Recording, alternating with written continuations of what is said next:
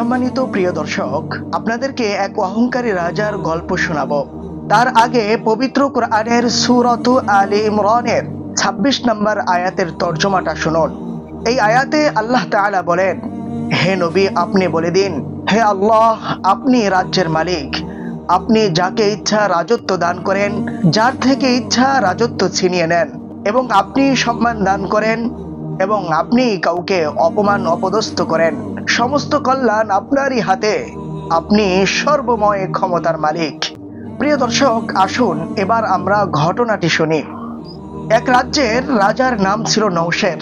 তিনি খুবই অহংকারী একজন রাজা ছিলেন। এতটাই অহংকারী ছিলেন যে তার আশেপাশের ছোটখাটো রাজা বাদশাদেরকে তিনি মানুষই মনে করতেন না। তিনি চিন্তা করতেন, এত ক্ষমতা, এত কিছু, এত সৈন্যবাহিনী আছে, অতএব কেউ আমার কোনো ক্ষতি করতে পারবে না, কেউ আমাকে কিছুই করতে পারবে না। তো ওই রাজার দরবারে পার্শ্ববর্তী এক রাজ্যের মন্ত্রীর ছেলে রাষ্ট্রীয় কাজে এই রাজার দরবারে এসেছিল। এসে রাষ্ট্রীয় কাজ করলো এবং যাবার পথে এই রাজা নওশেরের সুন্দরী মেয়ের সাথে তার দেখা হয়, তার কথাবার্তা হয়।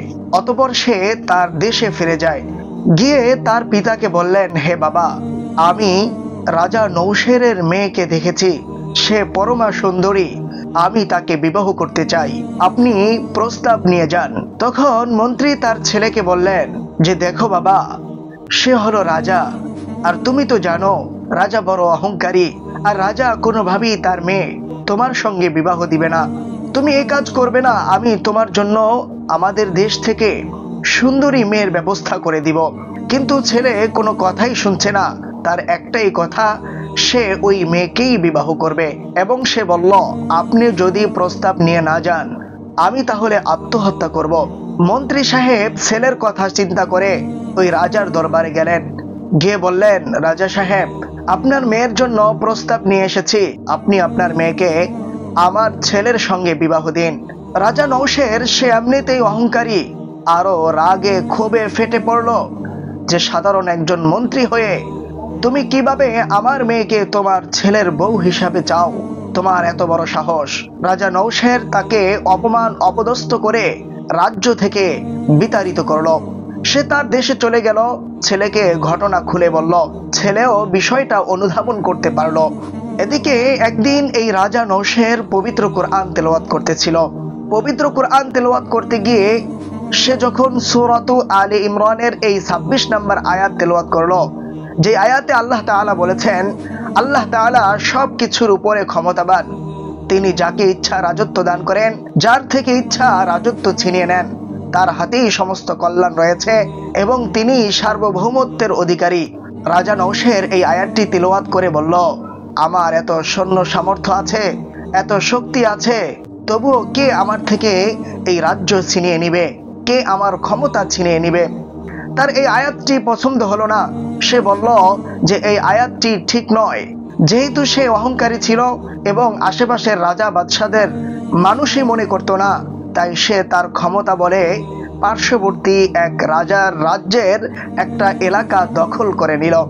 ওইদিকে ওই রাজ্যের মন্ত্রী, যে তার মেয়ের জন্য প্রস্তাব নিয়ে এসেছিল, তাকে এমনভাবে অপমান অপদস্থ করেছে, সে সেই ব্যথা নিবারণ করতে না পেরে সে হার্ট অ্যাটাক করে মারা গেল। সেই দেশের রাজার নাম ছিল রাজা নওফেল। রাজা নওফেল যখন ঘটনা জানলো, ছেলের থেকে পুরো ঘটনা শুনলো, তখন বলল, এত অহংকার কোথায় পাইল রাজা নওশের? একদিকে আমার মন্ত্রীকে অপমান অপদস্থ করলো, অপরদিকে আমার রাজ্যের এক এলাকা দখল করে নিল, আমিও তার শক্তি সামর্থ্য দেখে নিব। রাজা নওফেল তার বন্ধু রাজা পারভেজের থেকে সহযোগিতা নিয়ে রাজা নওশেরের দেশে আক্রমণ করে এবং সে সফল হয়, বিজয়ী হয়। আর রাজা নওশের এবং তার সপরিবার রাজা নওফেলের হাতে বন্দী হয়। অতঃপর রাজা নওফেল তাদেরকে বন্দী করে নিয়ে যায় এবং তার মন্ত্রী, যে তার নিজ ছেলের জন্য রাজা নওশেরের মেয়ের প্রস্তাব নিয়ে গিয়েছিল, ওই ছেলের সঙ্গে রাজা নওশেরের মেয়ের বিবাহ দিল। বিবাহের উপহার হিসাবে রাজা নওশেরের রাজ্যের গভর্নর বানিয়ে দিল ওই ছেলেকে, আর বন্দী হওয়া রাজা নওশেরকে মুক্ত করে দিল।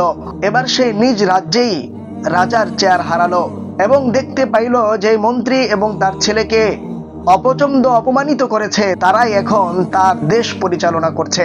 হঠাৎ একদিন তিনি আবারও পবিত্র কোরআন তেলাওয়াত শুরু করলো। তেলাওয়াত করতে করতে সূরাত আলী ইমরানের সেই 26 নম্বর আয়াত পর্যন্ত আসলো এবং এই আয়াতটি যখন তেলাওয়াত করলো তার চোখ দিয়ে পানি বেরিয়ে আসলো। সে এবার বুঝতে পারলো আসলেই সর্বময় ক্ষমতার মালিক একমাত্র আল্লাহ। আল্লাহ যাকে ইচ্ছা রাজত্ব দান করেন এবং যার থেকে ইচ্ছা রাজত্ব ছিনিয়ে নেন, সেই ক্ষমতা আল্লাহ তাআলার আছে। অতঃপর সে এই আয়াত তেলাওয়াত করে কান্নাকাটি করলো, আল্লাহ তাআলার দরবারে ক্ষমা প্রার্থনা করলো, হে আল্লাহ, দয়া করে মেহেরবানি করে আমাকে ক্ষমা করে দিন। আমি আমার অহংকারে অন্ধ হয়ে গিয়েছিলাম, আমি আপনার আয়াতকে অস্বীকার করেছিলাম। রব, আপনি আমাকে ক্ষমা করে দিন। এভাবেই সে তার ভুলটাকে বুঝতে পারলো এবং পবিত্র কোরআনের সূরাত আলী ইমরানের 26 নম্বরের আয়াতের বিষয়টা পরিপূর্ণ বুঝতে সক্ষম হলো। সম্মানিত দর্শক শ্রোতা, এই ঘটনা থেকে আমাদের জন্য শিক্ষণীয় বিষয় হচ্ছে সর্বময় ক্ষমতার মালিক একমাত্র আল্লাহ।